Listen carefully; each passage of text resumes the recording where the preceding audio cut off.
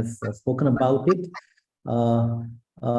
Right, but there are other very relevant questions to the topic. The topic is building 21st century skills in classroom. And basically, to begin with, I have a question for all of you.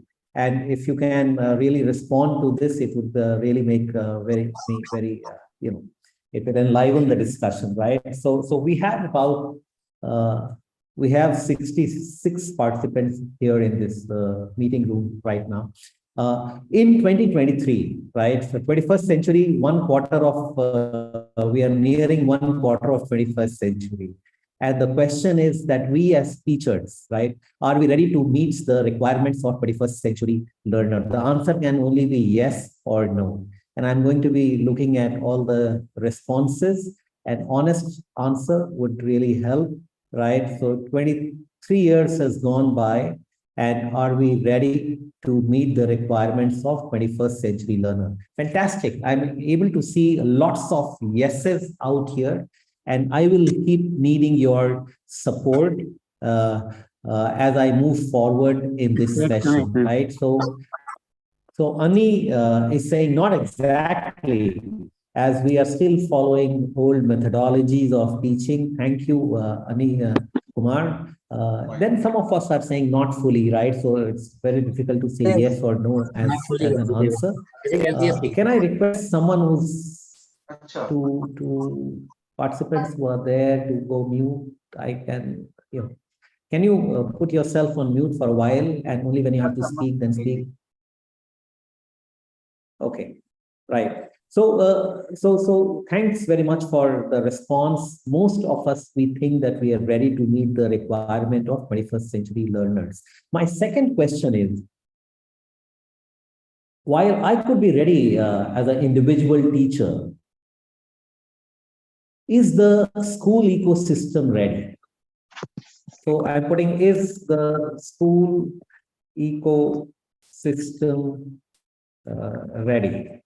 Right? Is the school ecosystem ready for 21st century learning? You can put your responses on the chat box, right? So, and that's the real dichotomy, right? So some of us, we could be ahead of the curve, whereas the education system is still, as a system, as an ecosystem, it could still be behind, right? Can I request people who are not on mute to put themselves on mute? Or I'm putting everyone on mute right now, and you have the ability to unmute yourself as you speak, right? So now,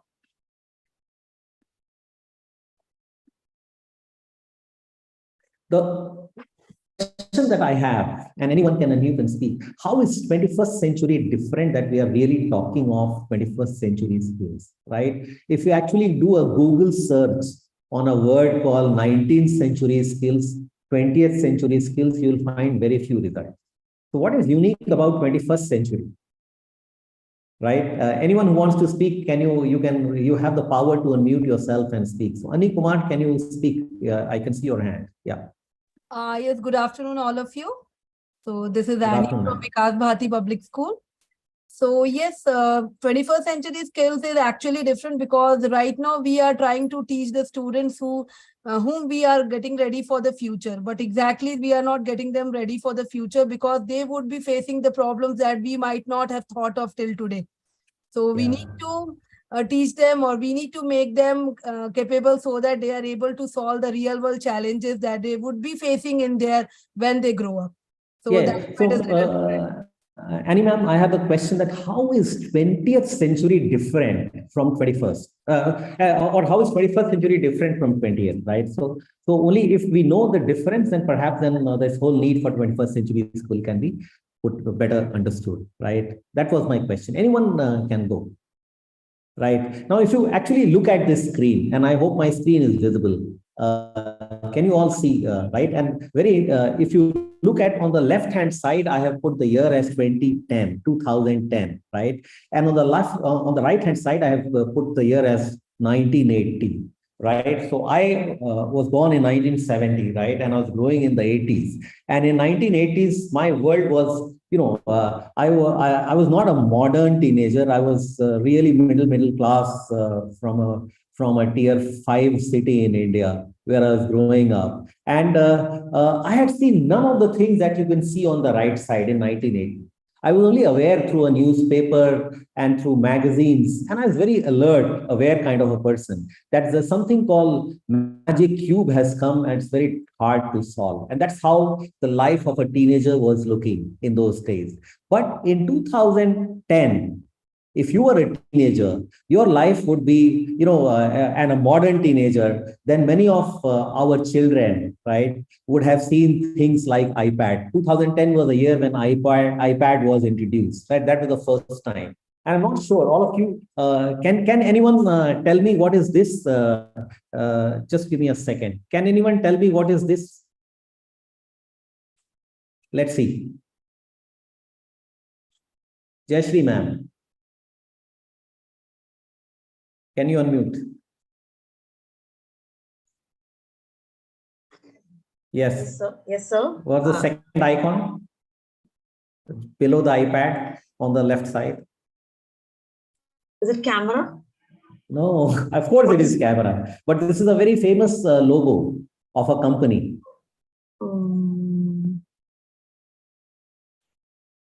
Let's see who guesses this, right? Because this was the year when this company was born, and today we call it Instagram. Okay, correct. Okay. Yes, so, yes, so, yes. So Instagram in 2010 was looking like this. It was also the year of Angry Birds. I'm sure some of you would remember playing Angry Birds and having fun at Angry Birds. And the world from 1980 to 2020, there's a hell lot of difference. Right, computers were still in infancy in 1980. The best computer was of IBM. Personal computer was still not born. Actually, personal computer was Time magazine declared in the year 1984. Time magazine declared computer as a man of the year. Right, so the world really has changed. And what has changed in this world? So one is technology has changed. Things, the way we live has changed. If we really brought our grandparents to this world, they will not be able to understand and navigate through this world of Ubers and Instagram and Facebook and, dip tea and those sort of stuff, right? The world was very, very different then, right? And this change is only going to accelerate as we move forward. So if you can really look at this infographic, right, I want you to focus on the screen. And this infographic is really telling us how the world has changed, right? So if you really look at this infographic and look how the world has changed, you will realize that there are 4 curves. Technology leads, then individuals change, then businesses change, and then education is part of public policy. It is the slowest to change, right? And no wonder when all this change keeps on happening, and when there's a lag of change, people really think that, hey, what's going on inside the classroom? Right? And if you really think from a public policy perspective, 30 lakh schools, about that, right? So this country would have in that range, 3 lakh schools, multiple boards and all that. What kind of change, and whether every classroom in this country has really changed, right? Or it's still stuck in the past. So if I want you to focus on this chart, and this chart is very interesting. I really want your attention here on this chart. Now, what this chart is saying is it has got an X and a Y axis. And on an X and Y axis, it has plotted different kinds of jobs, right? And these different kinds of jobs and how new jobs have emerged. If you can really think that, was there a job called computer scientist in 1980? It was not there, right? So basically, if you start looking at the x-axis is the degree of math skill required, and y-axis is degree of social skills required, right? And y-axis is super important, right? Whereas we are paying a lot of attention on the x-axis, right, degree of math skills and the complexity of problem solving in maths and everything, and calculus and probability and statistics and all those kind of things that we are teaching.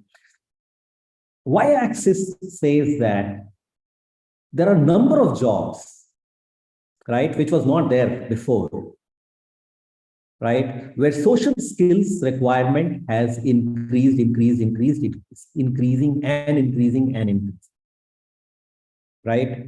And if you really look at this whole matrix, right, or anything on the y-axis, even this side, the degree of social skill required to success is far higher than all the job roles, which was really 20th century job roles like mechanics, janitors, clerks, machinists, accountants, etc., right? And these were the 20th century roles. But on the 21st century roles, newer roles, and I have not yet put data analytics and all those sort of stuff which is there, right? Or a digital social marketer or social media manager and those sort of stuff.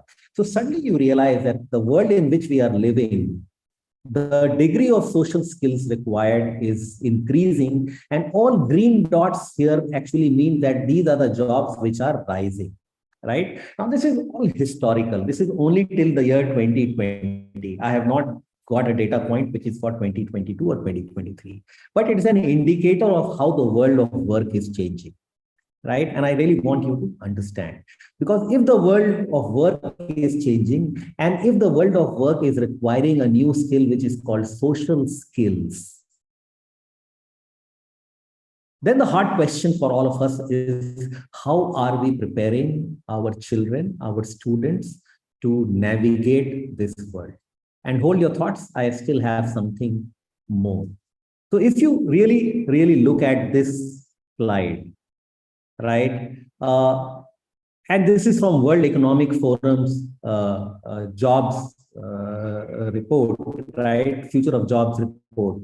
What it says is the top 10 skills required in the world to succeed in 2015 and top 10 skills required to succeed in the world in 2020. Right. And I also have a data point of 22,000 where none of these things were there. So the number one skill which is required to succeed in the world of 2020s, in the decade that we are in right now, is ability to solve complex problems, critical thinking. Now, critical thinking was ranked number 4 in 2015. In 2010, it was ranked number 8. And in 2000, I don't know where it was ranked, right? And why I really want this to be flagged again, and look at this. This is the interesting bit. Creativity in 2015 was the 10th most important skill to succeed, and in 2020 it is the 3rd most important skill to succeed.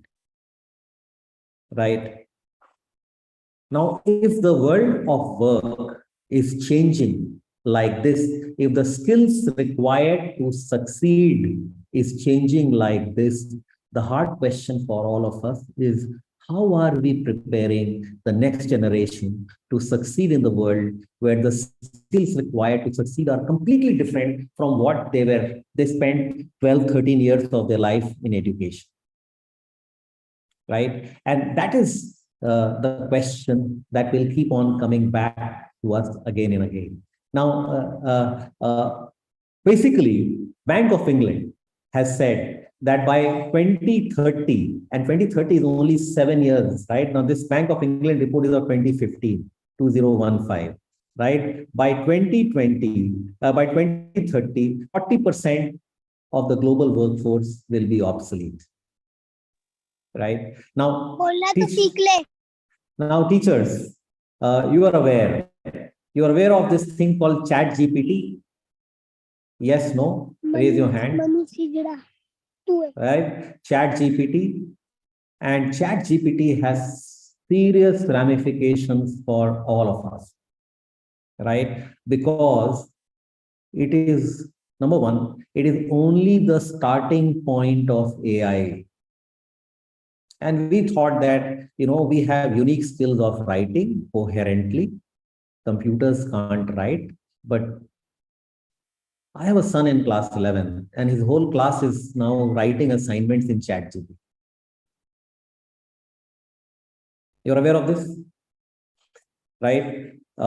So if that is the way in which the new generation is cracking the problem of, or the pain of writing assignments, then for educators, we have a serious question to ask.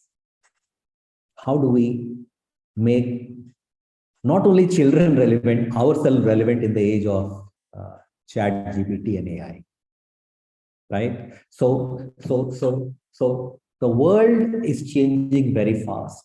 And in this fast changing world, we as teachers have to be relevant. And we also have to make sure that the students who we are teaching, they are also going to be relevant, right? And what is important is 40% of the jobs that we see today will cease to exist in the next 5-7 years, right?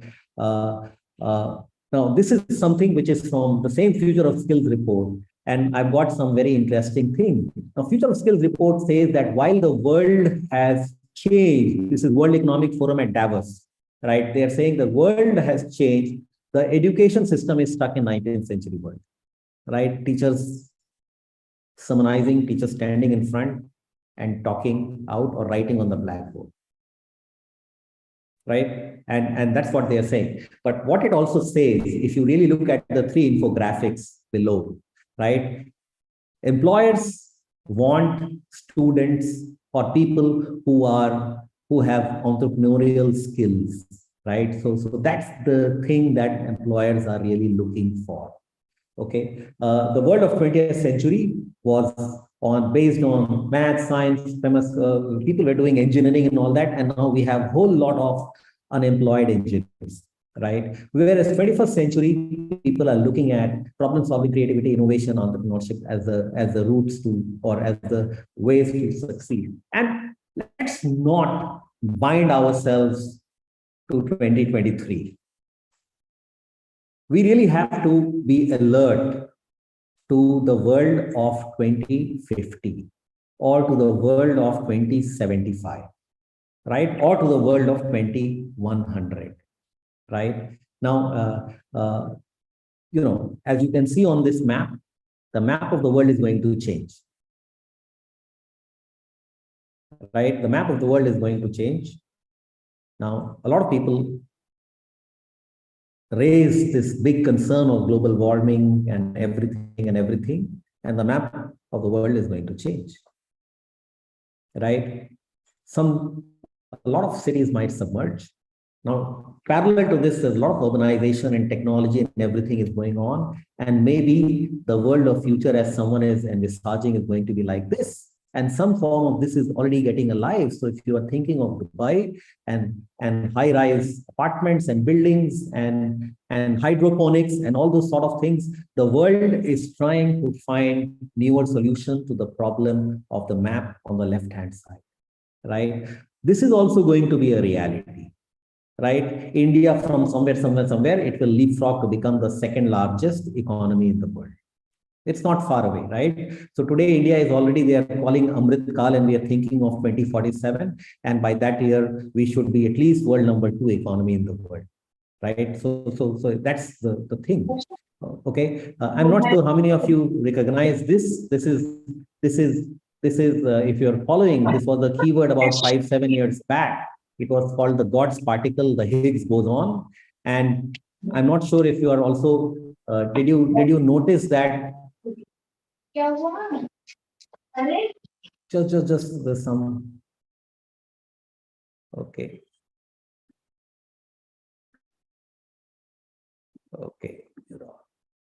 Okay, so if you're following Higgs boson, about last week, it so happened that after ChatGPT was released, Google came up with its Bard AI, and because of Higgs boson and everything, the question which was asked, which is the newest what do you call Earth-like star which has been discovered by the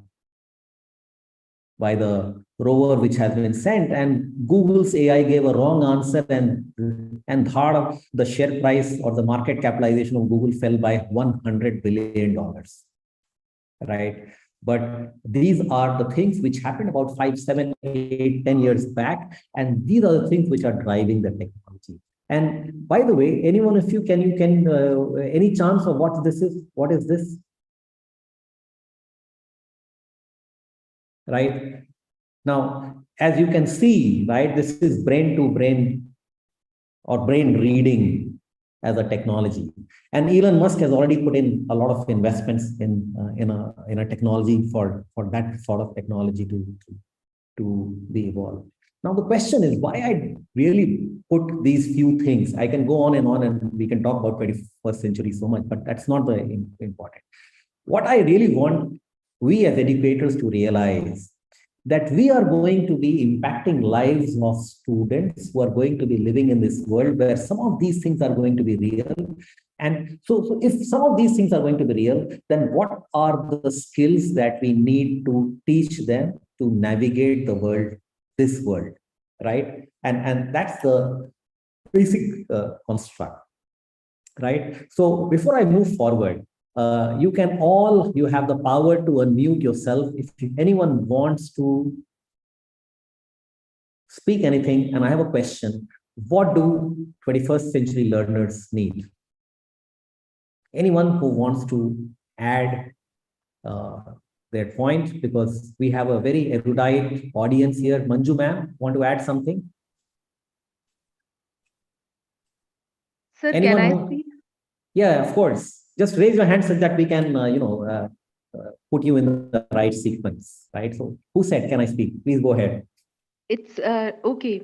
Sir, I think that students need to be taught problem solving skills, critical skills, and all those skills which they can, because the coming future is full of challenges, and earlier we did not have much exposure to it, but now children are facing several crises in their lives. So these skills which are must required, I think. Fantastic. So critical thinking, problem solving is what 21st century learners need. But you are also speaking with the kids, right? You are teaching to kids, and you also get their parents, and then also you might have kids, and then they will be saying, "Ye kya sikha rahe hain? Kya sikhana chahiye?" What do you think is a hunger? So one is the need, and what do you think is required? Anyone can go. Kindly unmute and speak. So it's like perseverance also, I feel, is one of the important things. Perseverance? Yes, sir, because that is lacking in today's children. Fantastic. Perseverance, yes. Yeah. Can you just speak your name? So that, sir, Ragini Gupta. I'm from Sandipni School from Bangalore. Thank you, ma'am. Yes, sir. Any other points? So critical thinking. Apart from that, there also this literacy in terms of technology and like information, digital literacy is very important in today's time. So tech, right? So technology, tech is the word, and the big changes happen only because of tech, right? So Pasna ma'am, over to you. Determination and ICT skills. ICT skills. So tech, digital literacy, right? And determination also. Determination, great. Yeah. Yes, sir. Good afternoon, everyone. Yes. What I feel, sir, as NEP say, National Education Policy, that school should introduce the skill subjects from a very lower level, middle level, that so many skill subjects are there: artificial intelligence, design thinking, mask making, according to their interest, whatever they like, so that when they are passing out from their schools, they are ready with their what they pursue, what they want to pursue in the future. And actually focus on skill development. Our motive is only this. Yeah. Okay. Any other point? Anyone? Good afternoon, sir. Yeah, we'll take one more and then I'll move forward. Yes, please go ahead. Good afternoon, sir. So I think it should be programmed learning, that the learners learn on their own pace. Okay, self-paced learning, you are saying programmed learning. I like the term. Yeah, programmed learning. Yes, programmed learning, so that they learn at their own pace, because nowadays the major challenges in the classrooms, we have different kinds of learners, and the same kind of teaching is given to them, but we can do justice to some extent, not to the full extent. Fantastic, right? So the value, putting learner-centricity, and in learner-centricity, program learning becomes an important tool, right? And Thanks. to make them totally independent. Whenever when a learner becomes independent, that is what makes him different from others. That is how he learns on his own. You have used a very brave word, right? Make them totally independent, and I really want to note down, right? Totally independent, and how we reach there is perhaps the cherished goal or a pipe dream. And are we really ready for it? We can have more discussion on that. But I move forward, and I'm sure most of you would have really seen this whole basket of terminologies associated with 21st century skills, right? Now, this has evolved. This has been evolving. There's a bunch of people who assembled about 25 years back. It's called P21 now. The code word is P21. And they came up with, on the left-hand side, if you can see, 21st century skills, right? And they came up with a lot of nice keywords. But they said that there are three broad categories of 21st century skills: learning skills, literacy skills, and life, right? And under each of these three categories, there are other baskets of skills. For example, some of you said critical thinking and problem solving, creativity, collaboration, communication, information, all that, right? ICT literacy and all that, right? And then you have this basket of skills called adaptability and flexibility, leadership, initiative, all that. So these are the skills which are 21st century skills. And you can actually explore the internet as dictionary, and you can find more.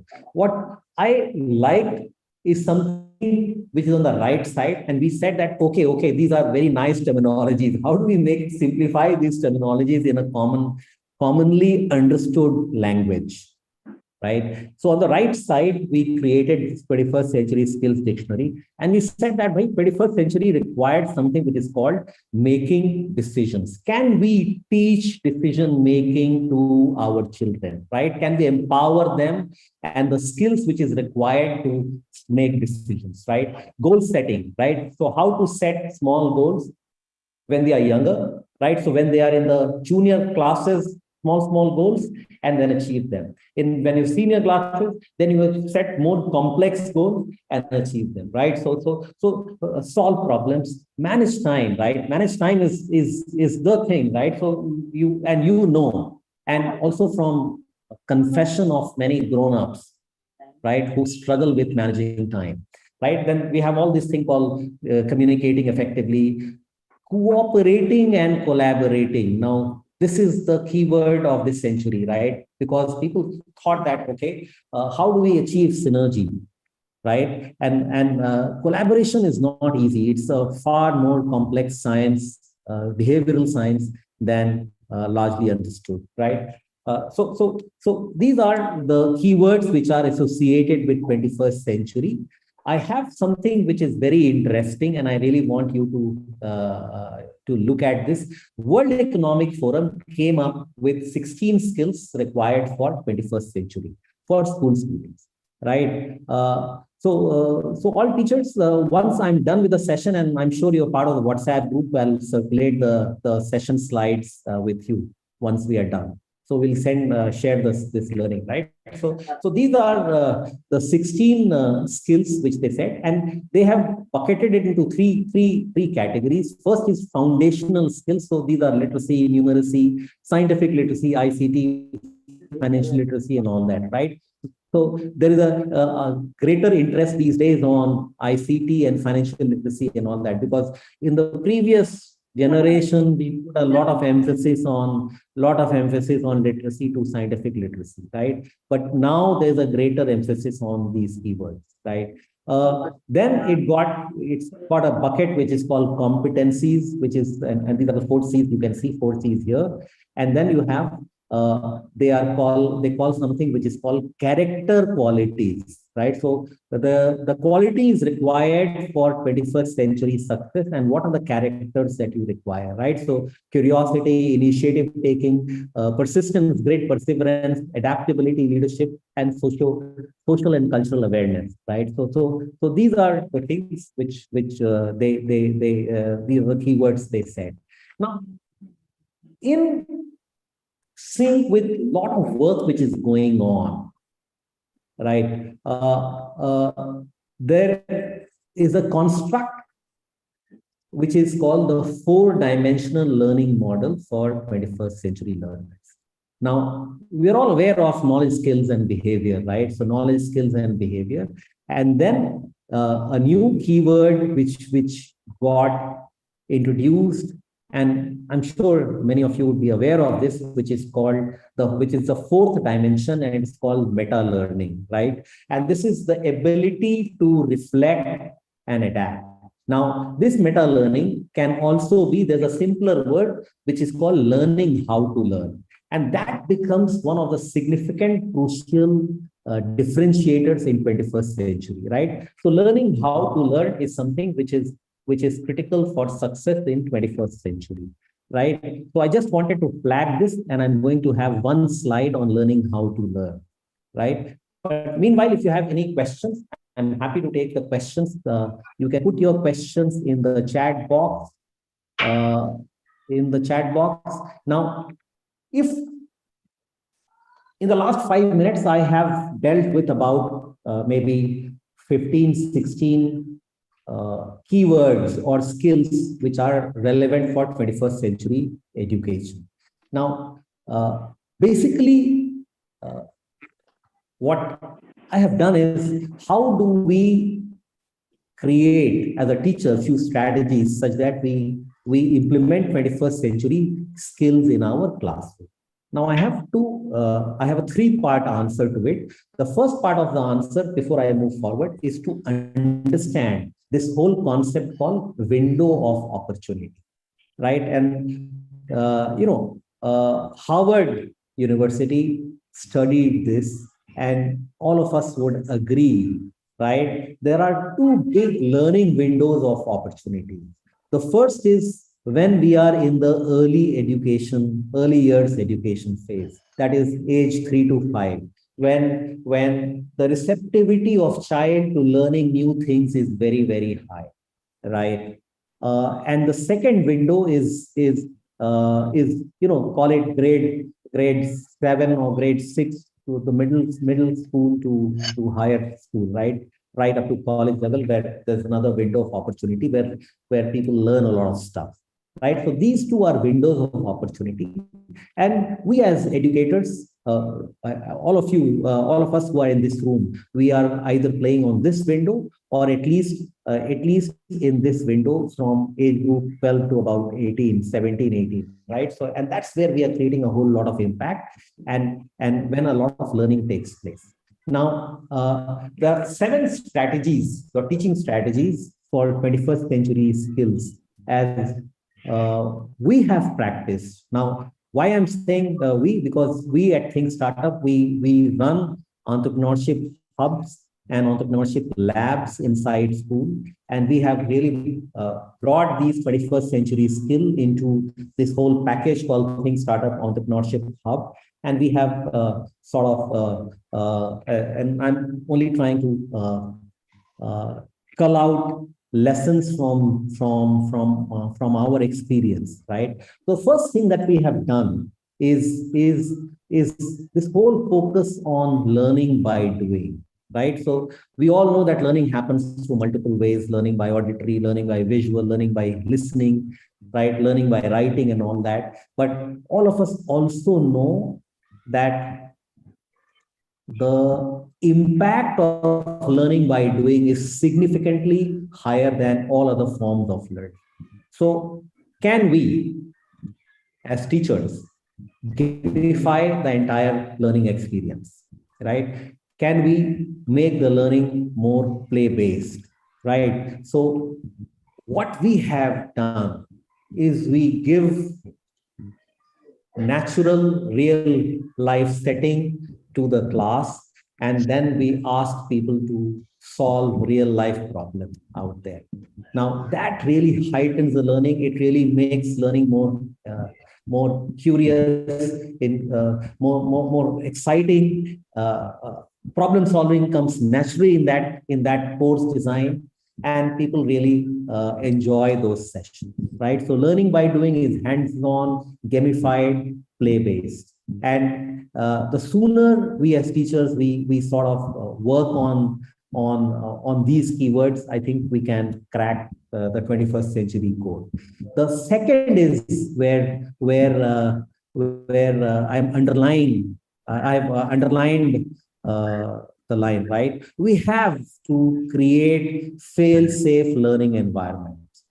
Now, fail-safe learning environment in an age where we see marks inflation is a tricky space, right? So you all know that when you were studying, the topper of the board would get only about 90%, 91%, 92%.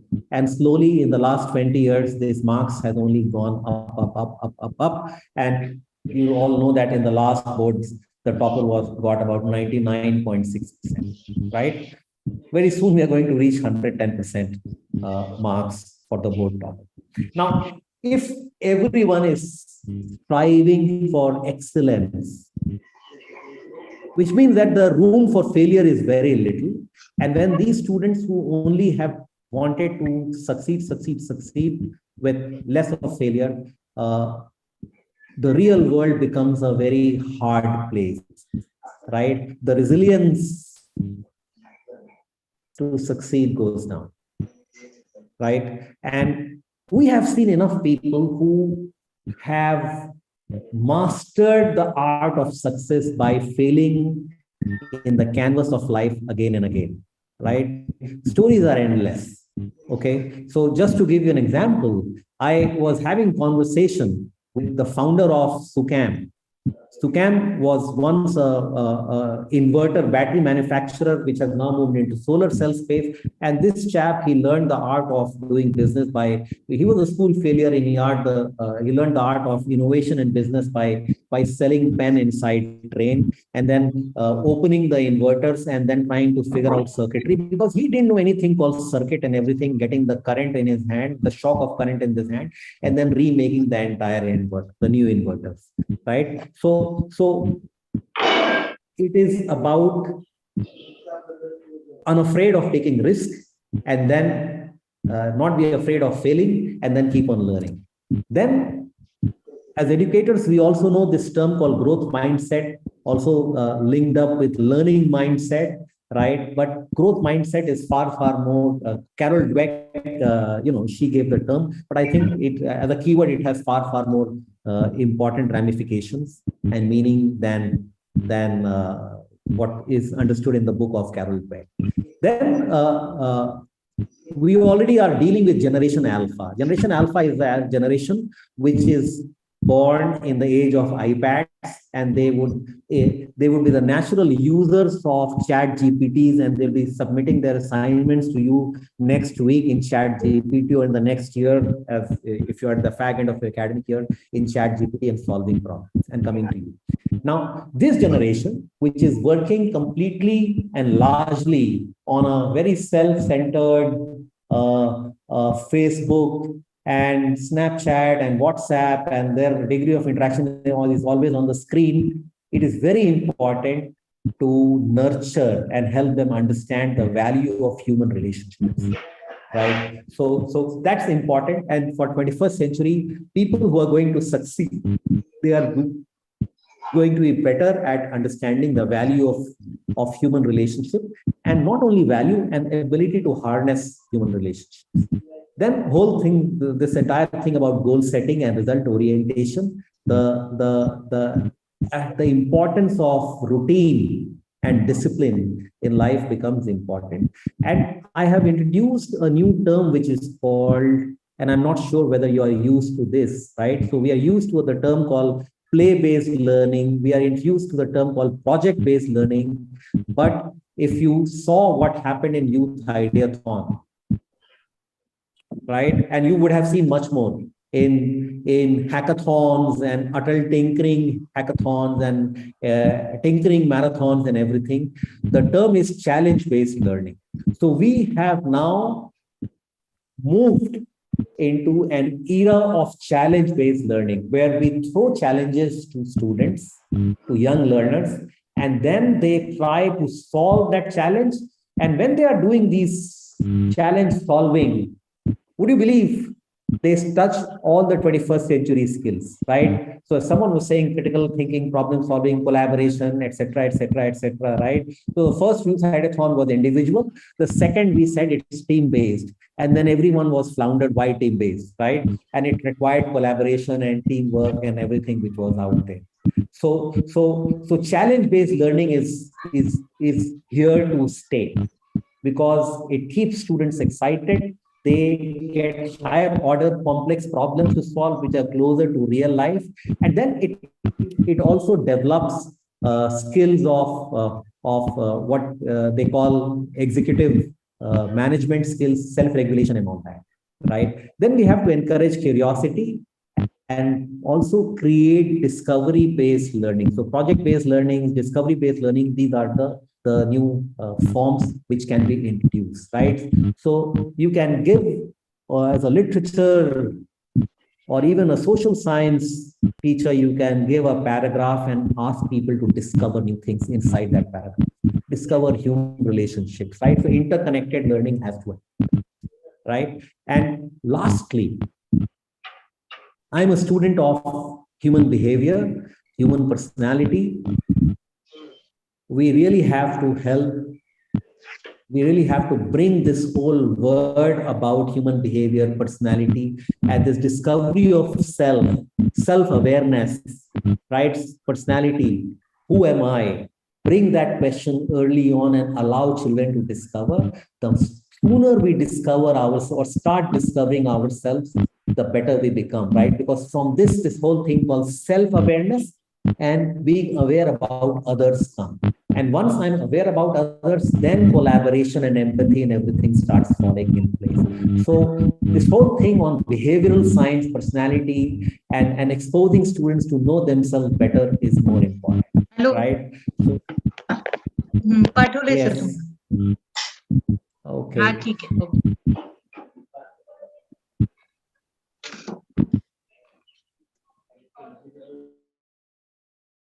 Okay.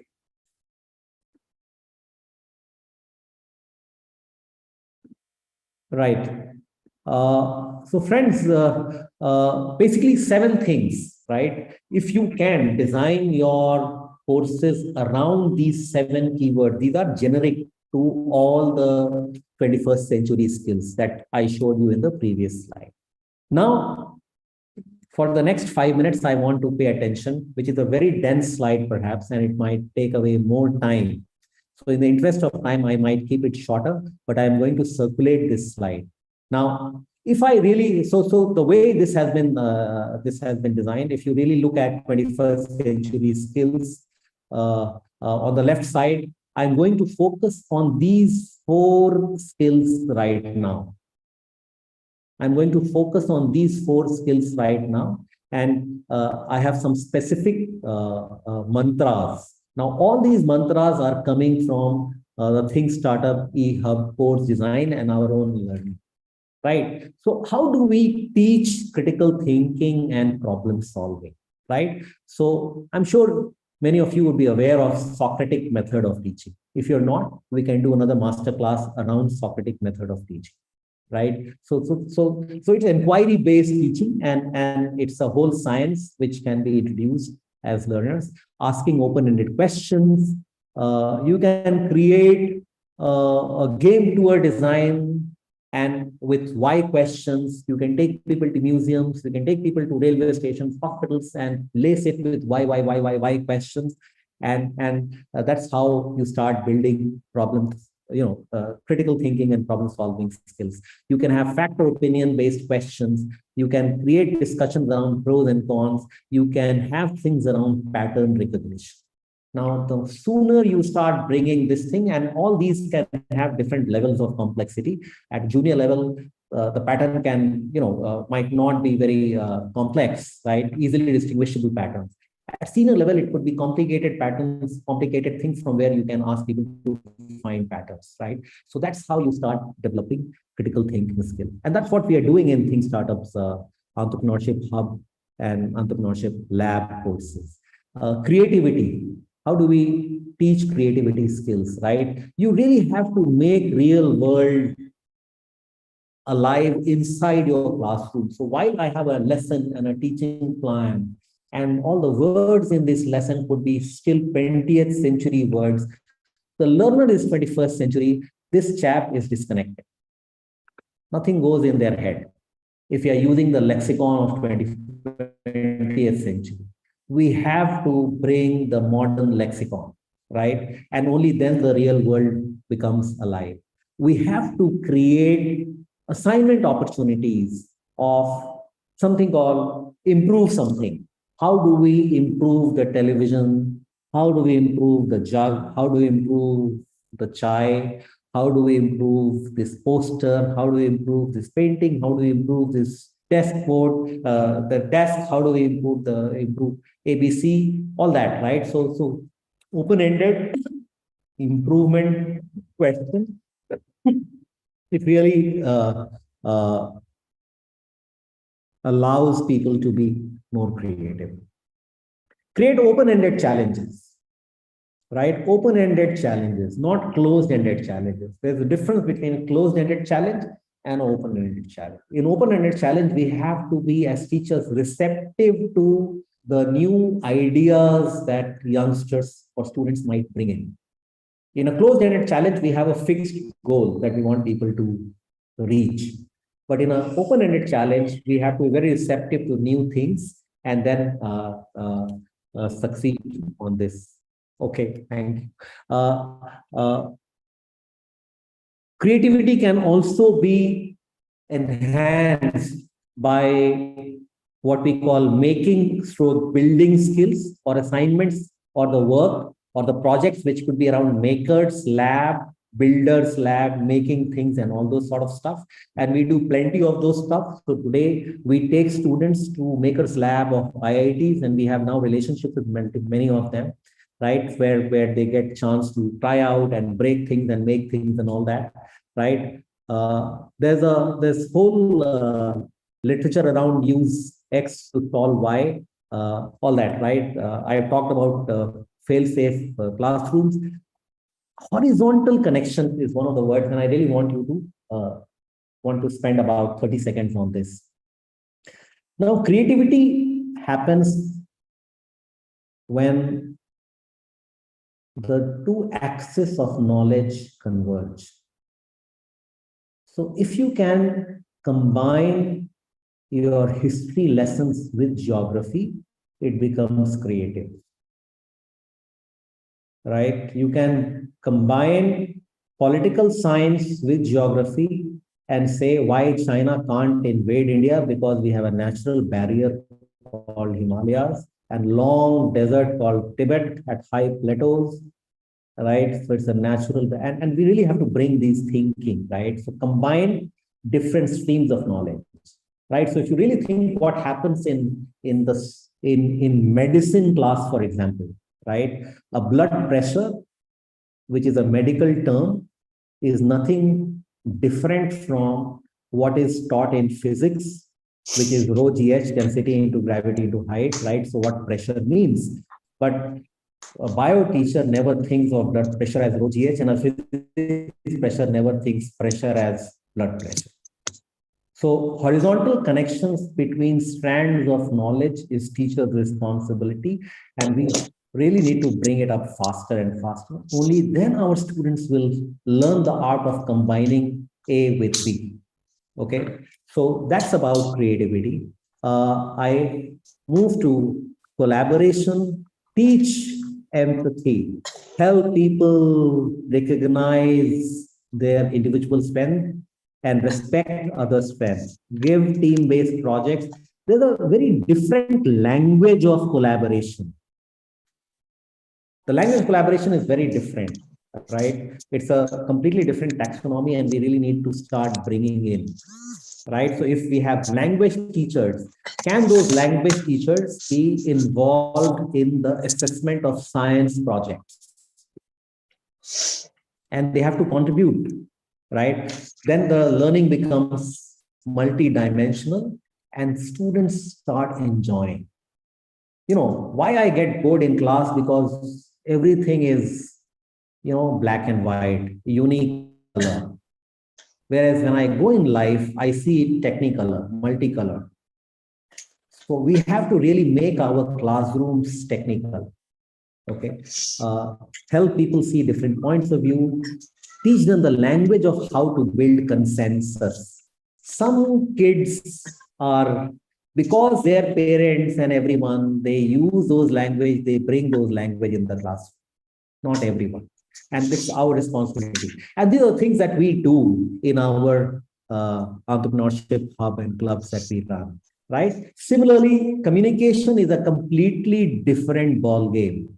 It is not the fluency of writing or fluency of speaking, which we get assessed on, right? I can bring to you a person who can speak rubbish, grammatically incorrect English, but super powerful body language, and you'll all love and understand what this guy or girl would be speaking. And that is the power of communication.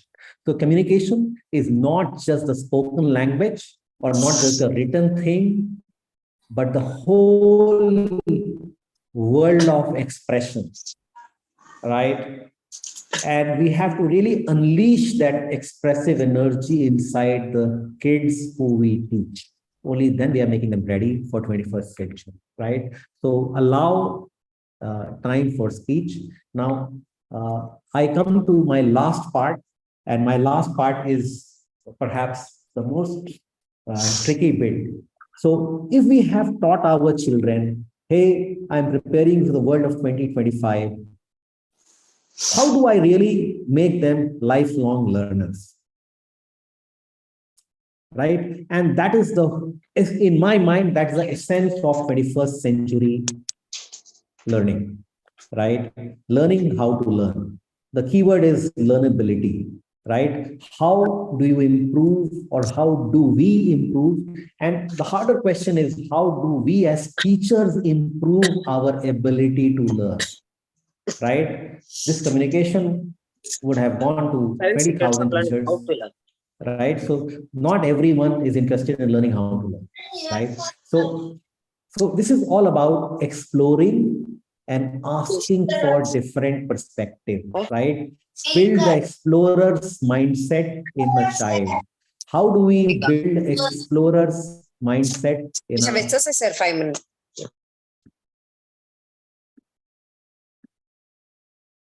right? How do we build explorer's mindset in a child, right? And how do we give them the art of exploration, right?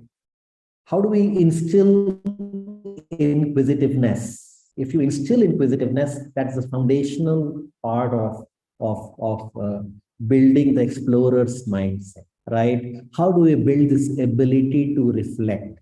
Because once I move out of your classroom, I'm done. My exam is over. I walk into life, and then I don't know how to reflect.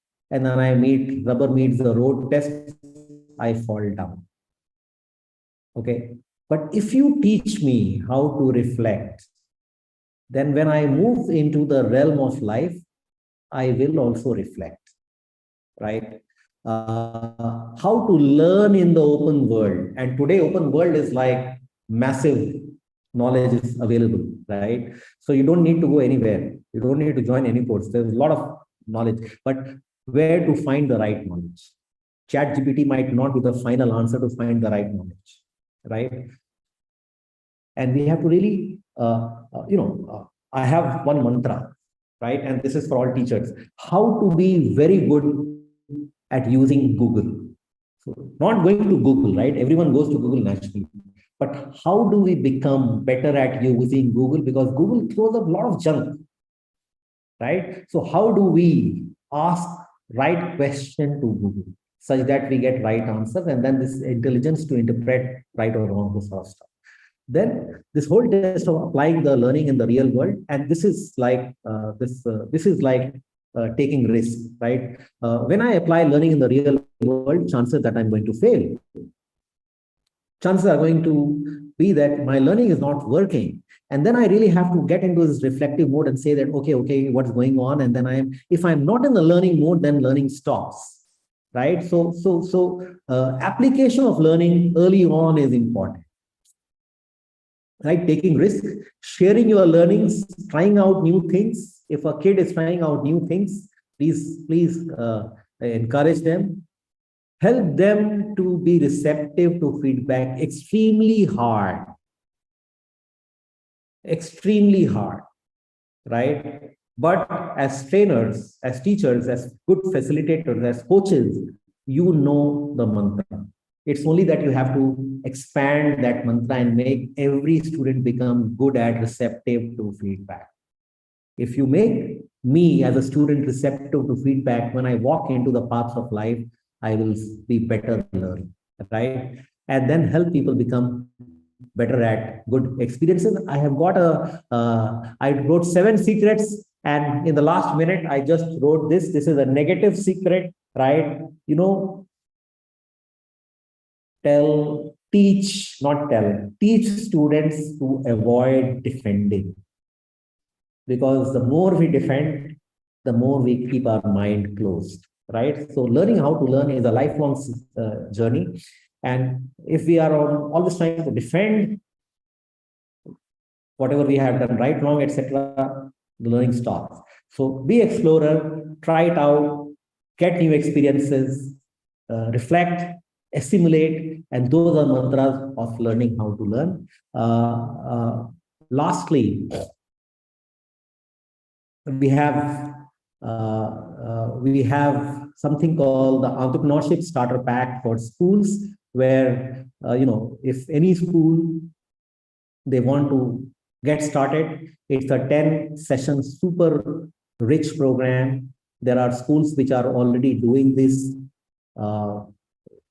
Recently, HDFC schools, they have just completed. Ryan is doing. So anyone is where you get a flavor of these 21st century skills. Every skill of 21st century gets covered. But starter pack is just a starter pack. Learning is a lifelong learning. Learning doesn't happen in 10 sessions, right? But we as teachers, as a community, will be happy to be exploring on each other. My last question is, if you are interested in knowing where you stand as a 21st century teacher, write down your mobile number and we'll send you on WhatsApp a special questionnaire. It will be a feedback will come to you where you stand as a 21st century learner. So on the WhatsApp chat, if you put your mobile numbers, or even just put yes, then just say yes, then we will share you the link to all the teachers who are interested, and you will get a feedback on 21st century learning. With this, I'm close, but I'm unmuting. I'm sorry, I muted everyone because there's some noise which was coming. Just give me a second. I'll unmute all. Yeah. Anyone can speak. Whenever anyone who wants to speak, please speak. If you have any questions, I'm happy to take the question. Sir, may I ask one question? Please. Sir, I'm Ranjana Singh, and I'm teaching in Varanasi Sunbeam School, Varuna. So Right. we are giving everything possible to children. We are trying to, in every lesson, since I'm a literature teacher, English teacher, so we make sure that life skills are given through several along with several skills that we teach children. So life skill, there is one special class, we teach life skills to children. But what there was one point that you spoke just now, that let's teach children to be receptive to the feedback. So sometimes when negative feedback is given to them, Yeah. they do not want to take it.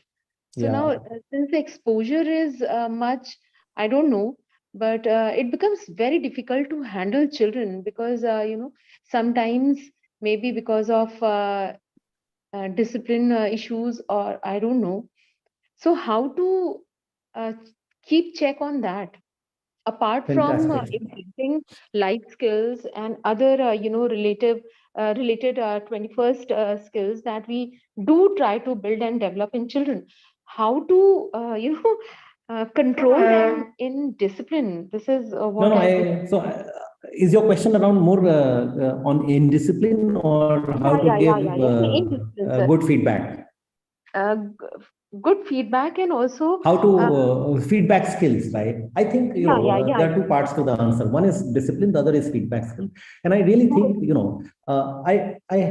we all have to empathize with the kid, because the kid who is coming in the class is subject to the life experiences, not just of the class, but of the parents, right?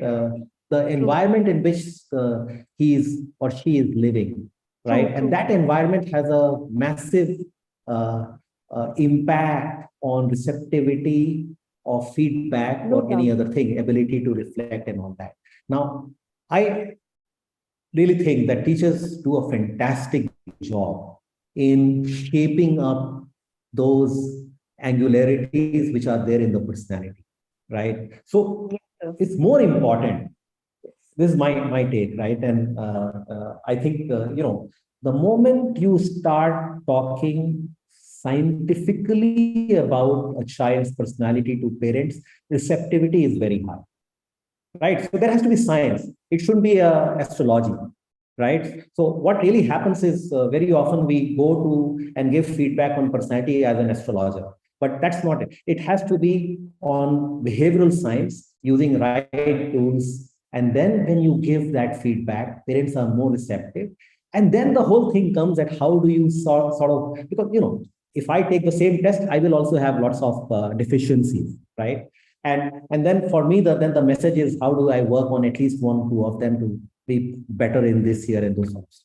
So I think we really need to bring in modern tools, techniques to make the message understood by the stakeholders, right? That should be the, in my opinion, way forward. And that's what we are doing in our starter program, the real entrepreneurship program in 𝗖𝗲𝗶𝗹𝗀𝗀 and everything, right? So when you come with a robust tool, people are more willing to listen. But great question. Thank you, sir. Any other question?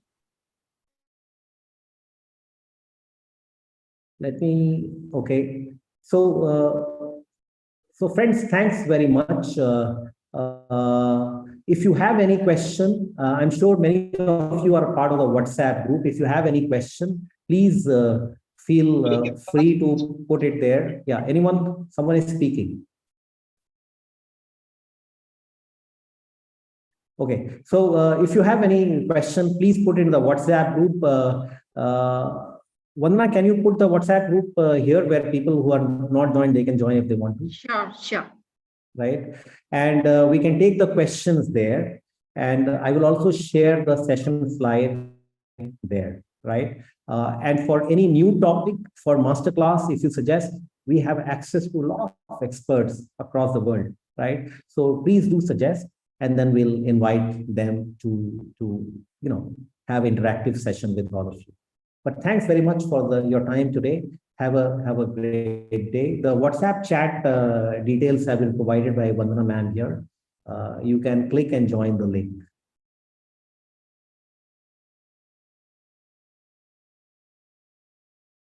Right, friends, thank you all for your patience. Have a great day. Bye-bye. Thank you all.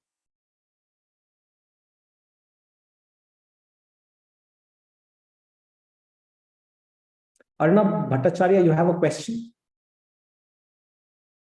You can unmute.